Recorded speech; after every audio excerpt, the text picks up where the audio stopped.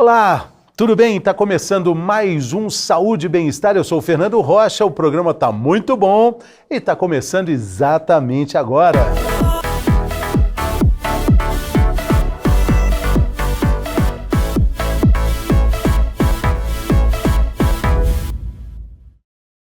Vamos lá então, nesse primeiro bloco a gente fala de um assunto muito importante. Na verdade, a gente já teve algumas abordagens aqui, na verdade várias abordagens sobre a menopausa, esse período que marca tão importantemente a vida da mulher. Não é uma doença a menopausa, é uma fase que pode ser também um portal de novidades e oportunidades e de crescimento também. Mas a gente vai falar nesse primeiro bloco sobre a perimenopausa. Aí a gente entra numa área que muitas mulheres, muitas pessoas ainda desconhecem quais são os sintomas, quais são as formas de tratamento dessa chamada perimenopausa. Para falar sobre tudo isso, quem está aqui conosco é o Dr. Rafael Fantin, que é médico, né, endocrinologista e metabologista. Bem-vindo, doutor Rafael. Tudo bem? Prazer, Fernando. Prazer estar aqui. Doutor, menopausa, todo mundo cada vez vai se familiarizando mais com essa fase da vida da mulher, mas a perimenopausa ainda é uma palavra pouco dita, ainda desconhecida da grande maioria de todos nós, não? A menopausa como um todo, começou-se a falar-se dela, mas a gente ainda vê um pouco de preconceito da sociedade e da própria mulher. E com isso se atrapalha o diagnóstico e até o tratamento. A perimenopausa é o avançar que vai levar à menopausa. Eu só posso falar com a mulher quando ela está em menopausa, quando ela está 1 ano sem menstruar, né? Mas a perimenopausa, ela pode começar 10 anos antes da menopausa. 10 anos antes. Então nós estamos falando de uma idade com muita produtividade, com um aparelho reprodutor ativo ainda. Estamos falando de 40 anos, doutor? Até um pouco antes que isso? A menopausa ela pode acontecer de 45 aos 55 anos, média 51. O mais comum é os sintomas da perimenopausa durar de 5 a 2 anos antes da menopausa. E o mais interessante é que esses sintomas eles tendem a ser mais frequentes e mais intensos que a própria menopausa. Então, se eu estou diante de uma mulher com queixas e eu tenho a necessidade de tratar, se espero dar o diagnóstico de menopausa, eu perdi o time ideal de tratamento, que a gente chama de janela hormonal. Que é a forma que ela vai se proteger a saúde do coração, proteger de uma forma muito geral, né, desse período da menopausa, né, doutor? Isso. No período de perimenopausa, como é que a gente vai diagnosticar? Principalmente de acordo com o ciclo menstrual da mulher. Você pensar que na mulher que está entrando na puberdade, ela tem o eixo menstrual, o hormonal, ele está imaturo. Já a mulher que está na menopausa está acontecendo o inverso, né? Ele está senescente, mas acaba que os sintomas são o mesmo, é aquela variação do fluxo hormonal, que vai levar a mulher à variação da menstruação, aquele ciclo que é mais irregular, tem mês que vem, tem mês que demora a vir, tem mês que vem 2 vezes, junto associado com cólica, menstruação mais intensa, sintomas de dor de cabeça. Então esse é o primeiro sinal que a mulher ela pode estar na perimenopausa.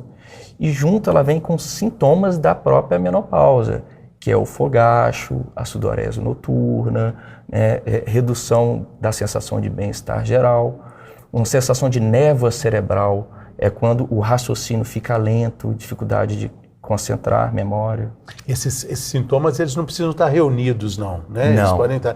Esse da névoa é muito importante, porque ele é mais frequente, quer dizer, ele é muito fácil da gente entender o que é essa névoa, esse raciocínio que começa a faltar, esse mosquitinho do raciocínio que passa, né, doutor? Isso. O que seria a névoa cerebral? O neurônio ele precisa do estrogênio para botar glicose dentro da célula. Então, o estrogênio ele dá energia ao cérebro. Com a falta de estrogênio, o cérebro ele precisa achar outra fonte de energia, que aí entra os lipídios. Só que isso cria uma inflamação. Então é um cérebro sem energia e inflamado. Por isso essa dificuldade de raciocínio. Sim. Agora, tem uma razão, né? E também tem uma preocupação. A gente está vendo a razão, mas a preocupação é que é um sintoma comum também para vários outros diagnósticos, né? Sim, tanto que um diagnóstico mais errôneo seria bipolaridade, depressão, transtorno de humor. Né? Os diagnósticos diferenciais são muito grandes. E fica mais difícil quando a gente entende que cada mulher tem o seu ciclo próprio, sua rotação própria e vai chegar no período da menopausa no tempo dela, né? Não tem nenhuma relação a menopausa com a menarca, com a primeira menstruação, quando ela acontece mais cedo ou mais tarde, isso vai interferir lá na menopausa? Existe uma relação.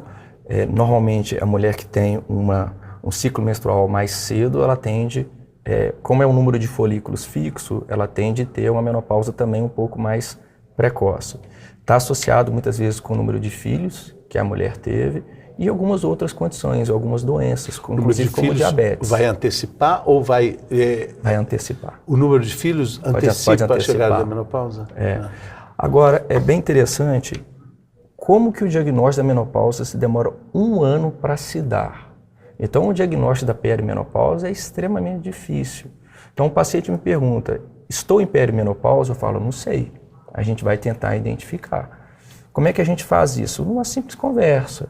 Ela vai relatando os sintomas e você vai vendo se vai encaixando na clínica. Mas vamos falar mais sobre essa paciente que pergunta. Que idade ela tem? Ela tem lá os seus 41, 42 anos, a que faz essa pergunta? De todas as idades, começando com 40 anos. Né? Tem acontecido uma coisa bem interessante, né, com a nossa evolução, é que a mulher ela está tendo a maturidade do eixo hormonal precoce, então a puberdade dela é precoce. Ela está tendo filhos, né, com idade mais avançada, porque ela está querendo crescer socialmente, né, financeiramente, e por vários motivos, entre eles disruptores endócrinos, algumas doenças, ela está se tendo a menopausa mais precoce. Então, chega numa idade onde é que ela tem vários sintomas, ou muitas vezes ela procurou vários médicos e que ela se encontra sem solução, e ela vê colegas tendo esse diagnóstico de menopausa, então ela se questiona. Será que eu tenho? Essa falta de energia, essa indisposição, essa tristeza, essa irritabilidade, libido. Então todas começam a se questionar. E é muito também difícil para cravar essa menopausa, porque o senhor está dizendo, né? Diagnóstico da menopausa de forma efetiva 1 ano depois da última menstruação. 1 ano antes. Nós não estamos querendo dizer aqui, claro, a mulher também sabe, que ela vai ficar 1 ano sem menstruar. Não, né? Às vezes ela vai, passa um tempo, a menstruação fica irregular, e nesse período ela pode até engravidar, né? Pode. É até aconselhável, até fechar o diagnóstico de menopausa, que ela use um método contraceptivo, ou inclusive um DIU. O que acontece nesse período? Vamos colocar o sistema nervoso central como se fosse uma empresa.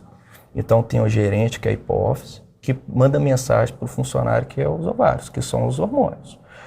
O gerente olha para o funcionário e vê que ele não está trabalhando com qualidade. Por quê? Baixa produção hormonal. O gerente vai dar um estímulo maior. Aumento de salário. Madurinho, ganhou aumento de salário. Estou vendo que você está triste aí, meu filho. Vai ganhar um aumento de salário. Aí o que acontece? Ele ficou feliz. Ele responde. Vambora. Só que algumas vezes o gerente dá mensagem demais. Aí ele responde 2 vezes. Então o que vai acontecendo nesse período de perimenopausa? Uma flutuação dos hormônios sexuais. Que apesar da mulher ter os hormônios variáveis ao longo do ciclo, eles eram fixos, né? O estrogênio ele dá um pequeno aumento na primeira metade do ciclo e na segunda metade, junto com a ovulação, ele tem um aumento. E ele é a progesterona. Quando a mulher está nesse período de perimenopausa, o estrogênio pode estar baixo, ele pode estar normal, ele pode estar muito alto. A progesterona ela pode estar normal, ela pode estar baixa.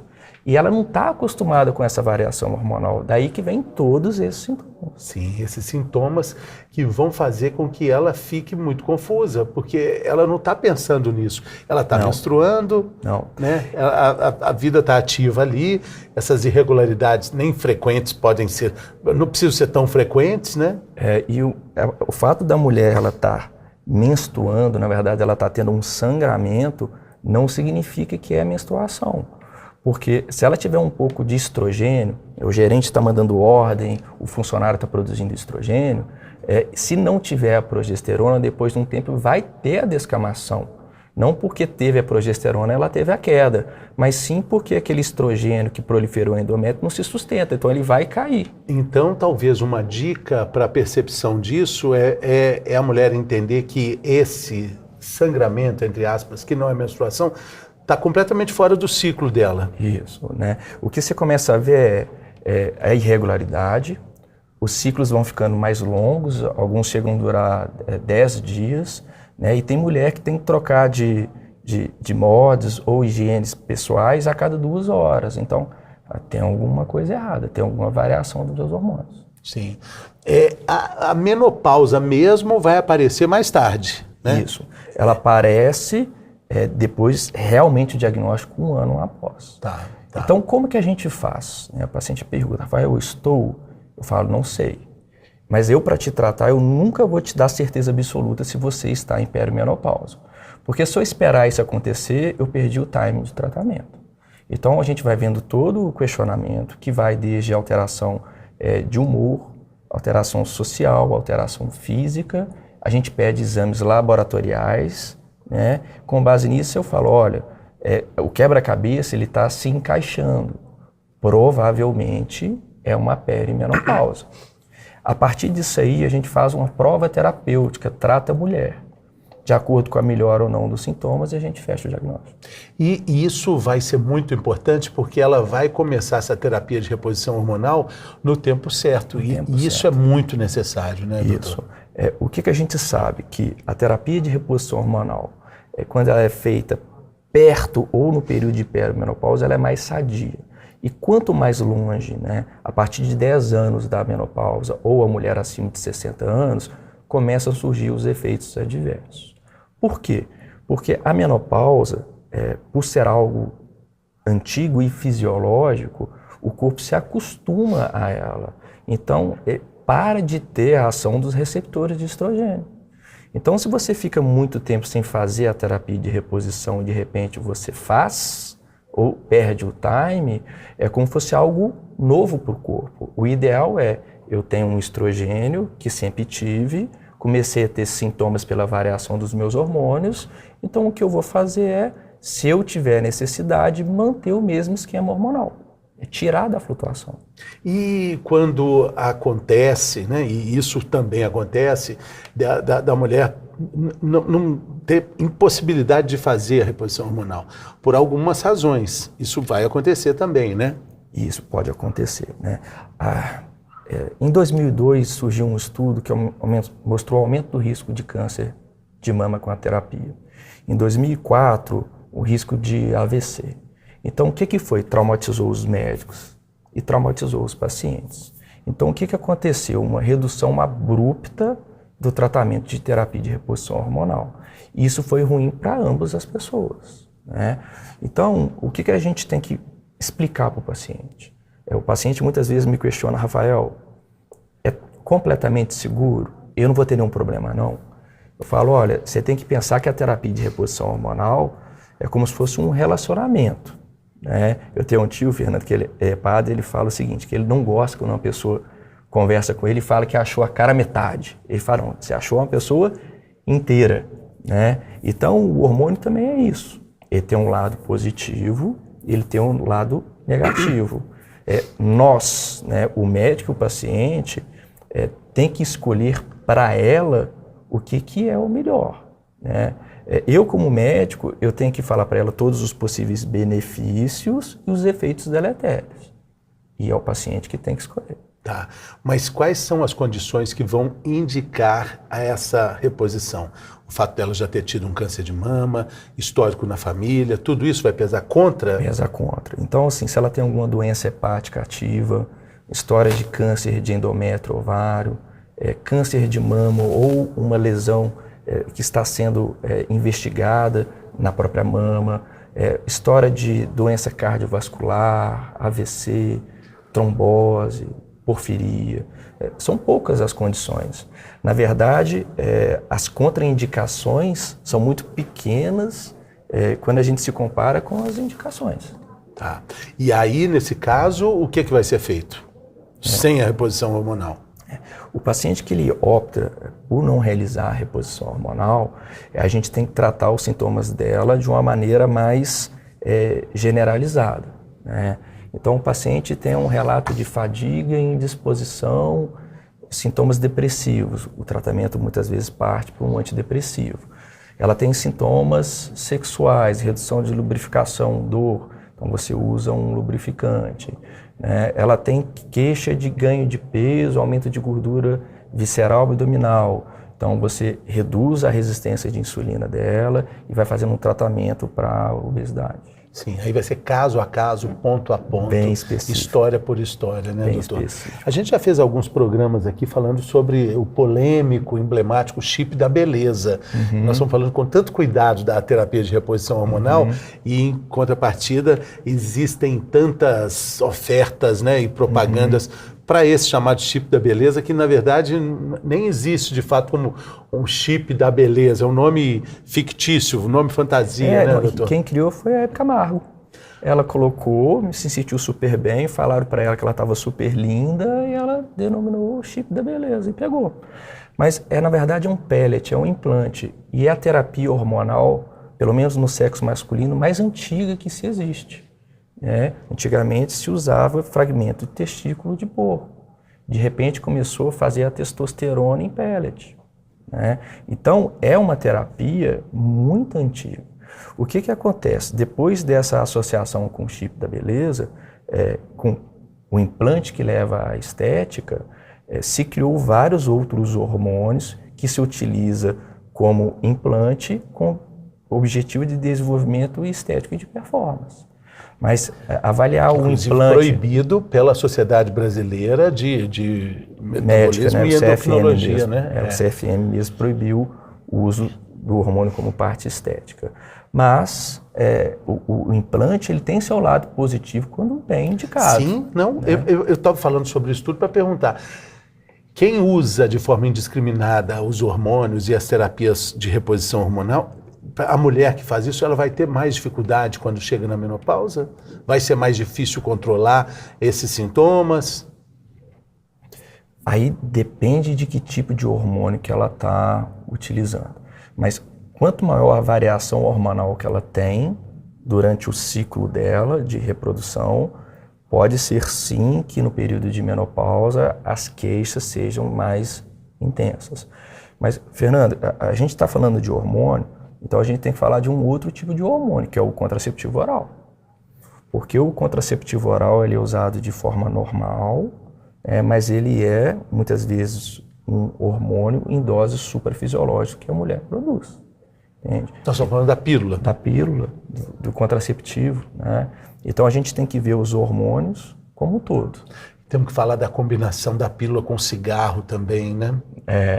São riscos, né, de doenças cardiovasculares, AVC, inflamação. A gente teve aqui um programa muito bonito falando sobre câncer de bexiga e falando como o cigarro atrapalha, principalmente para os homens, como ele é deletério não só para o pulmão, para o corpo todo, mas para o pulmão e para a bexiga. Para a mulher que usa pílula, essa é uma bomba relógio, né? E usa pílula e fuma, né, doutor? Sim, sim. Da mesma maneira, a mulher que está sobrepeso, a mulher sedentária, né? A gente falando de terapia de reposição hormonal, se você pegar uma em cada... pegar 10 mulheres, a grande maioria vai falar que é risco de câncer de mama. Mas o excesso de peso, né, a obesidade e o sedentarismo, que hoje tem até CID, são causas de câncer de mama muito superior à terapia de reposição hormonal. Então, a pessoa, na verdade, quando a gente faz um tratamento, tem que ser algo mais integrativo, né? Eu vou usar o hormônio, Rafael, vou ficar bem? Eu falo, olha, o hormônio ele vai fazer parte do seu tratamento. Além disso, a gente vai ter estímulo de atividade física, vamos fazer uma alimentação saudável, vamos melhorar o seu padrão de sono. E aquilo que o doutor falou logo no início, né? A mulher hoje, ela chega à menopausa com uma perspectiva de vida pela frente maravilhosa. Por isso eu gosto de falar como um portal da maturidade que a mulher tem, de condições muito legais de vida, de autoconhecimento, de relacionamentos bacanas, né? O senhor estava mostrando uma notícia do que acontecia há algum tempo atrás? Tem uma foto num jornal que é de 1904, que coloca que vovozinha de 43 anos morre atropelada. Isso para mim é muito interessante. Por quê? Porque idoso naquela época era 43 anos, porque a mulher entrava em menopausa aos 48 e vivia até os 51. Então a menopausa para ela muitas vezes não era nada demais. Hoje a menopausa média é 51 anos. Ela vivia muito pouco com a menopausa. Vivia muito pouco. E hoje a mulher com 51 anos, eu vou te falar que ela está no auge da vida dela. Muitas vezes ela tem filhos e é adolescentes. Ela não chegou no auge do trabalho que ela gostaria de chegar, ela almeja condições superiores. E ela tem pais idosos. E eu brinco que a minha esposa vai ter marido também.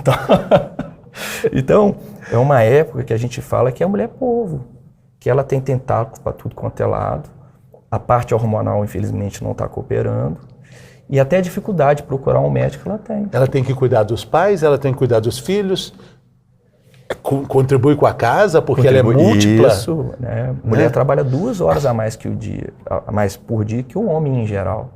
Então ela vai saindo sobrecarregada. Aí é fadiga, é cansaço, eu tô tendo algum distúrbio, né? Eu vou te falar, eu como endocrinologista, a coisa mais linda que existe é você tratar uma perimenopausa, a menopausa. Porque a gente que trata muito com saúde, bem-estar geral e qualidade de vida, você vê uma pessoa renascer. Ela sai do ambiente de tristeza, ela sai de um ambiente de relacionamento ruim, porque pela redução de libido, desejo sexual, ela muitas vezes entra em conflito com o companheiro, na parte social, porque ela fica deprimida, ela quer ficar isolada. Acha que está com um problema, né, de saúde mental, Isso, né? E pode até virar mesmo, né, esse problema, né? Sim. Isso é muito bacana. E é importante a gente falar sobre esse termo, né, perimenopausa, menopausa também, para que os homens possam entender os sintomas, né? Sim. Existem poucas falas e divulgações sobre os sintomas da menopausa, são mais de 30 sintomas diferentes da menopausa, a gente fica lá, o fogacho, a secura, mas tem muita coisa para se descobrir, se falar, se entender, principalmente da parte dos homens também, que se relacionam com as mulheres, para poder facilitar essa estrada, né, doutor? Não, isso. E tem que ter a conversa. Então, não está se sentindo bem, qual que é o motivo? É o excesso de trabalho, dificuldade com os cuidados de casa, é uma sensação de estresse por qualquer motivo. O parceiro como um todo, ele tem que ajudar e vice-versa. Então, um dos motivos que leva a mulher a consultar comigo é a questão do libido, e algumas outras vezes vem de cobrança até do próprio parceiro, né? Então, o que o homem tem que entender? Que isso é um evento que a mulher vai passar e que ele tem que estar num caminho unido em relação a ela, para ajudar ela a passar essa fase. Na mesma página, né? Na mesma sintonia. Porque o homem também tem ele também ali, né? Que também pouco falada, a andropausa, né? A queda dos hormônios, né? Essa busca desenfreada também, testosterona, né? A diferença do homem e da mulher o homem vai acontecendo de forma muito lenta. Então, os sintomas vão surgindo, mas não leva aquela queixa abrangente. Na mulher, realmente é uma rede de sintomas que são muito vastos. Mas o homem começa a chorar em propaganda de margarina, né? É verdade. Alguma coisa está errado, né? Falando também da parte do trabalho, em torno de 15% das mulheres elas vão perder horas de trabalho, vão perder dias de trabalho. Algumas desistem de trabalhar ou são demitidas nos 6 meses prévio à menopausa. Então é algo realmente muito sério. E sem o diagnóstico adequado, né? por falta até de informação de quem contrata, né, até da procura dela. Muito importante a gente falar disso, porque a mulher sempre frequentou o consultório do ginecologista, por exemplo. E quando chega um momento que ela mais precisa, ela leva o marido no urologista, né? E quando ela precisa do cuidado, ela não tem esse apoio necessário para que ela seja levada para o médico também, para entender, para fazer reposição, para explicar que o que ela está sentindo não é uma doença, é uma fase da vida, né? Sim, o ginecologista ele tem toda a importância dele, mas se você for ver a perimenopausa e a menopausa, ela está associada a todas as áreas. Então, se uma paciente acima de 45 anos chegou no seu consultório, você tem que questionar determinados sinais e sintomas, avaliar. Porque pode fazer parte da sua clínica. Porque senão ela vai chegar com sintomas de depressão e angústia no psiquiatra e ele vai prescrever um antidepressivo. E pode ser uma menopausa. Ou então ela está tendo uma flacidez na pele, um envelhecimento, e o dermatologista vai prescrever bioestimuladores, né? Então, assim, você tem que estar sempre atento porque influencia todas as áreas da endocrinologia. E na sua área, né, doutor, com a obesidade fica mais difícil ela enfrentar essa trajetória toda, né? Então, é mais um grande problema que acaba sendo subdiagnosticado. A obesidade é doença, tem CID também, né? E a mulher, quando ela é obesa, né, pensando que a transformação da testosterona em estrogênio acontece no tecido adiposo, os sintomas de perimenopausa dela, da menstruação, o fluxo é maior, e muitas vezes o diagnóstico é um pouco mais dificultado porque o sangramento ele tende a ser menos irregular. Sim. Então, quer dizer, ela pode achar que nem é a perimenopausa, que já é a própria menopausa, e aí muda todo o tratamento, enfim. Informação é tudo. Muitas vezes ela está assintomática. Sintomática. É muita coisa, interessantíssima essa conversa. Quero te agradecer muito, doutor Rafael. Muito obrigado pelo esclarecimento, pela sua gentileza aqui conosco. Prazer. Foi maravilhoso. Volte sempre. Obrigado, Fernando. Obrigado a todos. Valeu. E a gente vai fazer um rápido intervalo, é rápido intervalo mesmo. E daqui a pouco a gente está de volta.